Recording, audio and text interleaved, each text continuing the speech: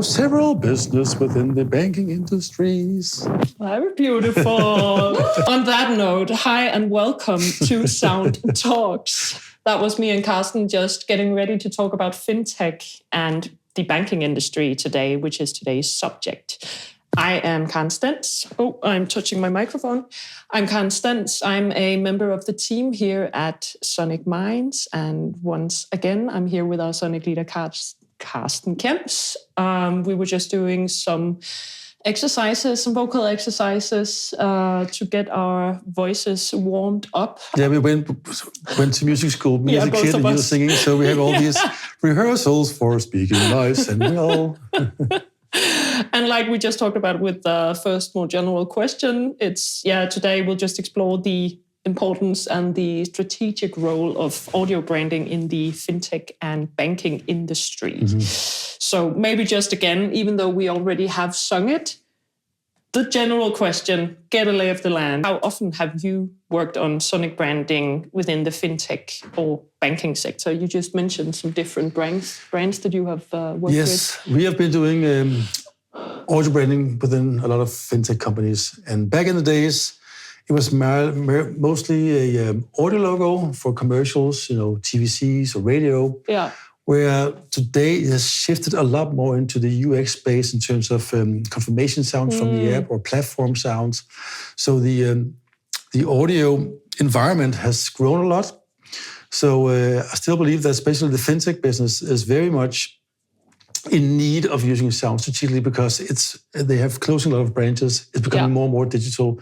So the user journey is primarily digital nowadays. A bank has been reduced into an app or a screen, meaning that you cannot really touch the bank anymore. You don't talk to a accountant in the bank anymore. It's all reduced. Usually you would go into a bank and there was a person who you would feel trust towards that person. You have a person, you have a relationship with in the bank. You lose your economy, but now it's all been reduced to a bank. Yeah. And when you do that, you are reducing the communication bandwidth, as I used to say, into two senses, and that is hearing and seeing. Yeah. Whereas before, you look at the big fine banks, the entrance, the colors, the paintings on the walls, and the smell, perhaps of the coffee bar at the bank, and some small cookies in the corners as well.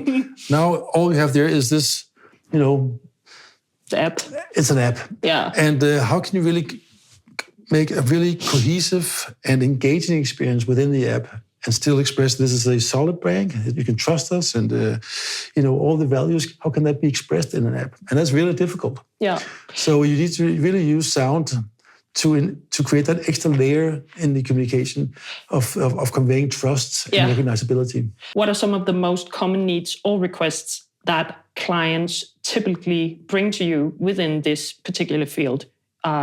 Fintech and banking, of course, which we're talking about now. You just mentioned some of them. Are there other needs than the whole security thing? Well, as I mentioned, the whole fintech business has been disrupted, so to say. Branches are closing down. Mm-hmm. It's all been reduced to an app, and the app are getting more and more complex. Mm-hmm. And the user journey is getting only digital. Mm-hmm. I don't recall when was the last time I went into a physical bank, especially here in Denmark and Scandinavia. Mm-hmm. We have very few branches there. I do know that in other countries, a part of the world, there's still a lot of branches. Yeah. But the trend is you're going to do your own banking on the app or on a platform. Yeah. So that means that the whole user experience has been reduced to an app. Yeah. And so the usability has to be really high, and that's where sound can add some extra really powerful moments in the user journey for confirmation or something went wrong or push notification sounds, but also in the general communication. So if they have a new service or want to communicate how good they are, they only have visual and hearing to communicate that. So if you're a bank that says we are trustworthy and we are innovative and we are whatever engaging, but you sound boring and stock and old school, then we feel before we think. Yeah. So what we hear has to match exactly what we see or what we think we're seeing. Mm-hmm. So these two senses, hearing and seeing, are really, interacting with each other. So we see something is beautiful, but you hear something is cheap, then the hearing aid is overruling that. Yeah. Then you might say, I don't really know why I'm feeling this, but it doesn't sound right, people say. It's also a word, and it just doesn't feel right. Yeah. This doesn't look right. So it's our intuition and our gut feeling. So that's because all the senses goes together, say, which one of these two apps is better? I think this is better. You cannot say it's the color or the button or that particular sound. It's the sum of all things.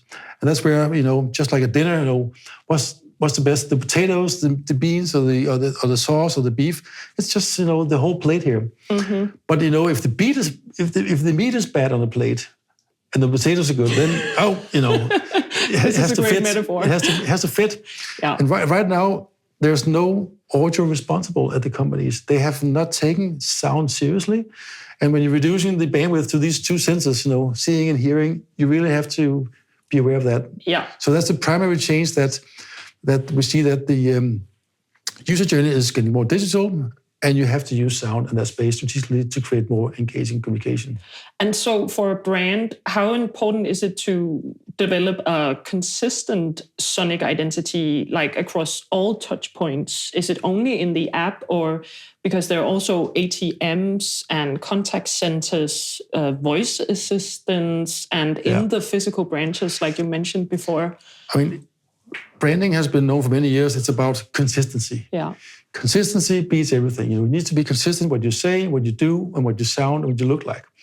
So I used to say to my clients, when you're about to get so bored and annoyed by your own sound, the clients just might start to learn it or liking it. So today, sound isn't decoration anymore. It's really infrastructure. It's part of the way you navigate. And it's a multiplier for getting more effective communication, more consistent communication. So you might say, yes, you look within your CVI, the corporate visual identity, consistent. But when I go through that user journey in sound, call you up here, I use the app, I might use it, see a film on social media, and it all sounds different. My brain hears differences, but looks consistent in what should I trust in. So you need to be consistent in all senses, obviously. And as I said before, it's becoming more and more important because in the digital space, you only have seeing and hearing. Yeah, but that makes so much sense. And I was also thinking maybe you could talk a bit more or tell me a bit more about your thoughts on the whole safety or trust thing. Yeah. Why is it so fundamental within the fintech and banking? Well, in fintechs can be more. It could be a bank. It could also be a trading platform. People trading, stocks, all kinds of different assets. And if you're a stock trader, you're very, it could be millions or thousands of dollars or bitcoins or whatever you're trading here. Yeah. So you want to have this notification that, oops, something is going wrong, or did the transaction go well? So these small microsounds becomes, yes, whing, I succeeded, or you got the trade right, or you hit the right level in terms of where you should you trade. So these small micro UI moments are, as I see them, very important, because that is where a bank and a brand can use those microsounds to really empower their own brand.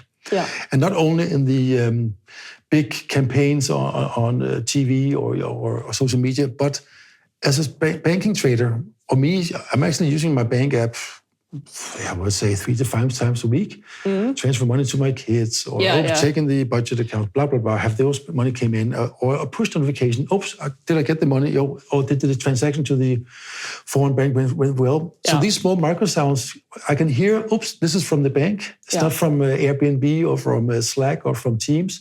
So these can be small identifiers for your company. Yeah. And many brands oversee that you might hear those microsounds 100 times a year, perhaps more. And suddenly they will become the most highly frequently played sounds for your brand, and not the expensive campaign that you might see once or twice throughout the year. Yeah. So the whole user journey has changed from the product is the brand, and the brand is a product, and the UX sounds is the brand, and the brand is the UX sound. So it's really hard to separate those things nowadays. Something we talked about at one point was also how we often tell our clients that it is so important that they, for example, their paying sound, that they actually need to go into the app and make it their own, because otherwise, for example, on an Apple phone, it's going to be a standard sound. Yeah, it's just going to be a standard Apple sound. Yeah. And if they don't change it, then people will associate maybe a negative thing from their brand with... I just noticed that today. Yeah. I had downloaded the library app. Yeah. In Denmark, you can borrow libraries on an app as well. And that notification sound was the same as another app, so I got confused. It's a library. Okay, what is that saying? Well, I thought that was the message I got. Why is it the library? Exactly. So if you don't take control of your audio landscape, somebody else will take control of it. Yeah, exactly. So you need to own your audio landscape and the touch points. But not saying, it's very important for me, Karen, just because we can make a sound doesn't mean we should make a sound. It could be a haptic receipt. Yeah. It could be light flashing. I'm just saying that in the app. But we always need to make sure, okay, what sensors do we have available in this touch point? Should it be light, haptic, or sound, or a combination of all three? If it's very important, you're just losing $1 million on this training. I want all the sensors on. Hey, shit, my house is on fire. I just want to pling. By the way, your house just burned down. Yeah. Why didn't you call me or notify me? Do something. So there's also this level of, it's very important. Is it just notification or is it just more branded sounds? So when should I be really disturbed? I don't want a notification sound 4 o'clock in the morning that my money went through to Africa, whatever. It's fine, but you could just know. Yeah. So the intelligent notification sounds also is adaptive to what is it? Is it, a fire alarm or is it branded sound?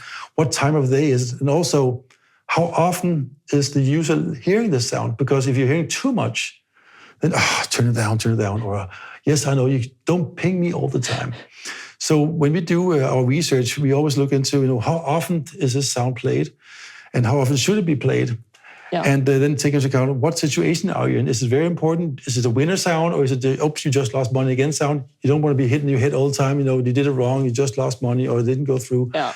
Then you're also getting annoyed. So it is complex to make a really good, cohesive and meaningful user journey with sound, especially because the user journeys in apps have so many different scenarios, and that is why you need an audio strategy and what we call a audio architecture to know, okay, where is we should use sound? Oh, here we use light. Here we use text message only. Oh, here we can nudge with a more sound again. If they haven't applied to this, then we can use sound again to know, oh, you really need to look into this, because otherwise, your trading will end or whatever. Yeah. Or your transaction won't go through if you don't handle this issue.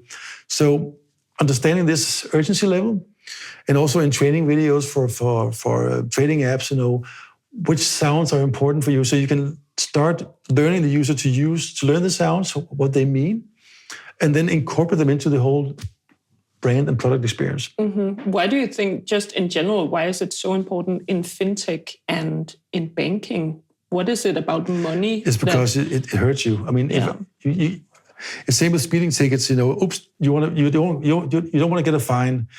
So you always want to have, notified when you're winning money or losing money. That's really painful too.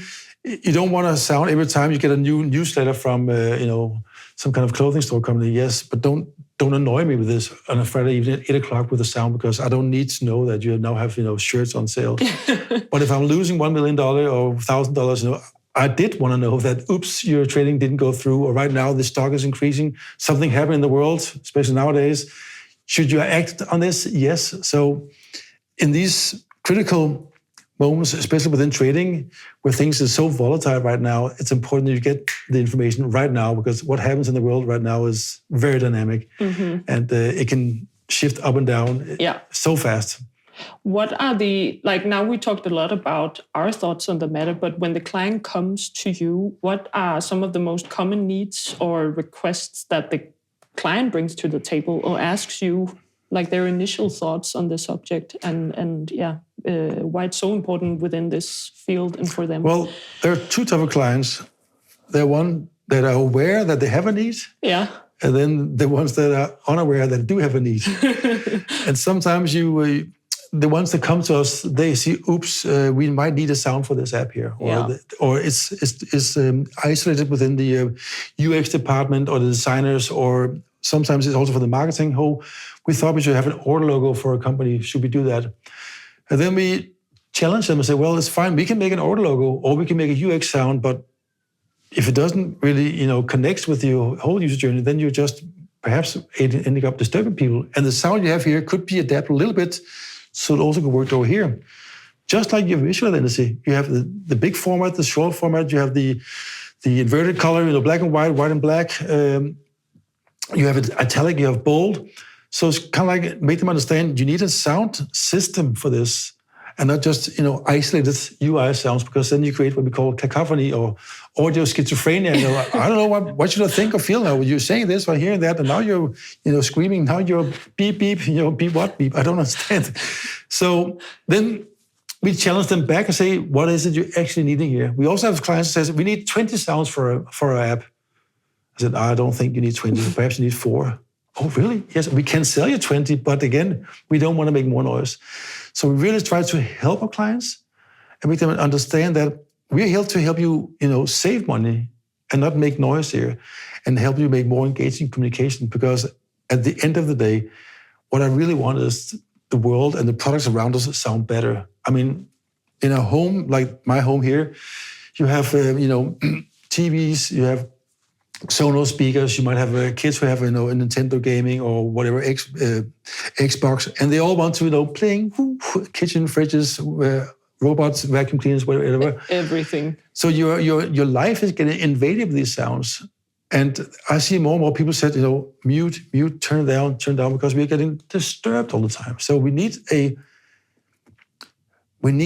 community, a landscape, a daily life where the sounds we have around us actually makes meaning to us.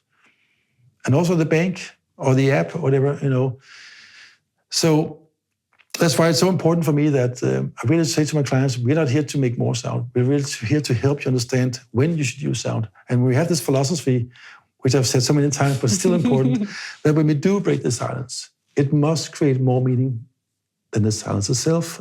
Otherwise, we're just making noise or disturbing. And when we say that to our clients, it really says, yeah, you're right.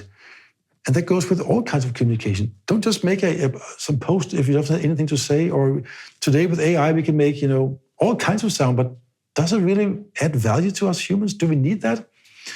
So it's more about the awareness and intention behind when and why should we use sound, and what should I feel or think or do when I hear this? And that's the discussion we should have. More than just, we can make 20 sounds or 4 sounds. So back to your question, 2 clients, the one that doesn't know they have a need, but then when we start having the discussion, who should own it? Should it become from product, from the app, or marketing? But we need to break down those silos, because me as a user using an app, from a bank, for instance, that's the app department who made that, perhaps was an agency. But then within the app, I can push a button and then I go directly to the website to see a tutorial. Then they're into the marketing, who has another agency.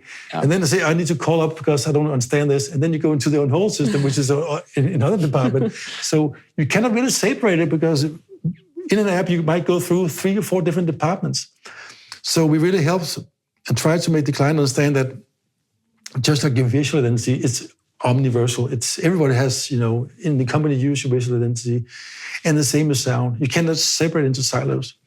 So when the client comes to us, we either start within just the app sounds, or it might start in the corporate communication, and then from that we try to make it, spread out. So because of course brands are not stupid. They can see it when they hear it and say, yeah, you're right, but we cannot implement that in that department right now. So it takes time. So either it comes from the top down, the CEO might be very insightful, say, we want to use sound here, make it happen as a whole project, or it starts as a minor thing due to some kind of problem within the app, or we have people who doesn't understand the sound, or we get complaints. We also heard that, people are complaining about the noises, or that we don't understand the sounds. Why don't you turn it down, etc., or why don't we get a notification sound? And then we start from there. So we always start where there's focus and energy, and then say, okay, we can solve this, but actually the problem is perhaps over here, or the problem shouldn't be solved with sound, it should be solved with something else. I think that's a great way to actually end our conversation today. My last question might also take us someplace new, because I just want to ask you, looking ahead, what role do you believe sonic identity will play in shaping this future of brand experience within this fintech and in the banking industries? For an example, also in the whole impact on long-term customer relationships. We've already talked a lot about it, but maybe you had some more thoughts on the matter. Yeah, I have some thoughts about that. I see that's definitely a trend that we will get more adaptive and intelligent use of sound. Yeah. So the app knows, okay, what time is it now? Or is this really urgent? So it can actually, change a little bit of the volume. So, because am I in a noisy room? The speaker, a phone has a speaker and a microphone. It can hear, okay, this is a noisy room. So I should adapt the notification sound because right now Karsten is losing on this trade. So I really wanted to notify this. So I turn up the notification sound and also use some haptic because I can hear that he's moving around. Or I can feel with the gyro he's moving around and it's a noisy environment. So the sound adapts to that environment. Or if I'm sitting in a quiet in my living room reading a book, I don't need the sound of a fire alarm in my pocket. I can just say, okay, this is important, but not shouting too loud. So this intelligent and adaptive use of sound to the user, to the environment you're in. I really hope that we can get that to that place where the sounds are, intelligent. So again, back to my first philosophy, if it's meaningful, it's not disturbing me. No. But if it's yelling at me 4 o'clock in the morning, say, you could just inform me this 9 o'clock in the morning, well, I was away because this is not so important. And so making it adaptive to the situation. And this flexible consistency. So we don't use the same sound, but an adaptive sound design system with different intentions and different levels, all according to the user journey and the user and situation you're in. That sounds amazing. I hope that we'll be able to do that soon. Yeah, I think so. With all the tech and AI we have now, so why not? But again, it all starts with the intention behind when and why should we use sound and when should we be played and what should I think, feel, or do when I hear this? Yes. Thank you so much, Karsten, for another great conversation. You are welcome.